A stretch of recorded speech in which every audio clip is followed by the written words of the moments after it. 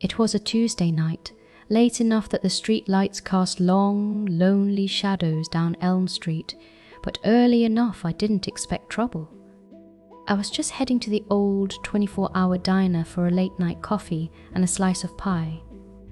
The air was cool, quiet, and usually that's what I love about my town. But that night, it felt too quiet, like the world was holding its breath. Every rustle of leaves sounded too loud, every distant car too close.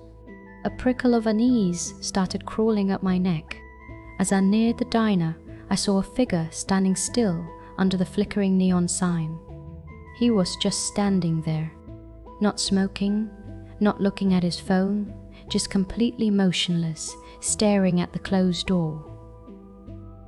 He wore a dark, oversized trench coat, even though it wasn't that cold. My gut tightened. This wasn't a normal late-night regular. There was something unnervingly rigid about him, like a forgotten statue. I tried to tell myself I was overreacting. Maybe he was waiting for someone or just lost in thought. I pushed past him, trying to keep my head down, and slipped into the diner. It was empty, save for the tired-looking waitress wiping down the counter. But as I sat down, I saw him again through the window, still standing there, his head now turned slightly, as if watching me. His face was obscured by the dimness and the diner's reflection, but I could feel his gaze. I ordered my coffee, trying to act casual, but every sip felt like ash. I kept glancing at the window. He was still there, a dark silhouette against the streetlights. After a few minutes, he moved. Not walking, not running, but a strange gliding motion that made the hair on my arm stand up. He came to the diner door and just stood there, his back to the glass, blocking the only exit. My heart hammered. This wasn't a coincidence. He wasn't waiting for anyone. The waitress, sensing my panic, asked if everything was all right. I just shook my head, pointing to the door with trembling fingers. She looked, frowned, and then her eyes widened. Just then, he turned his head slowly, and through the glass, I saw his face. It wasn't a human face. It was smooth, featureless, like grey clay with two dark, hollow spots where eyes should be. No mouth, no nose, just blank. Pure, absolute dread seized me. I scrambled up, knocking over my coffee, and yelled for the waitress to call 911.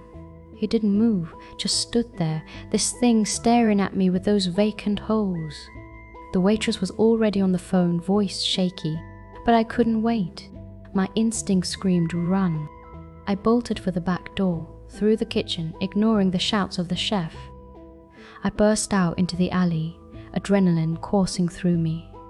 I didn't look back, just ran and ran, my breath ragged, my lungs burning, until my house was a blurred beacon in the distance.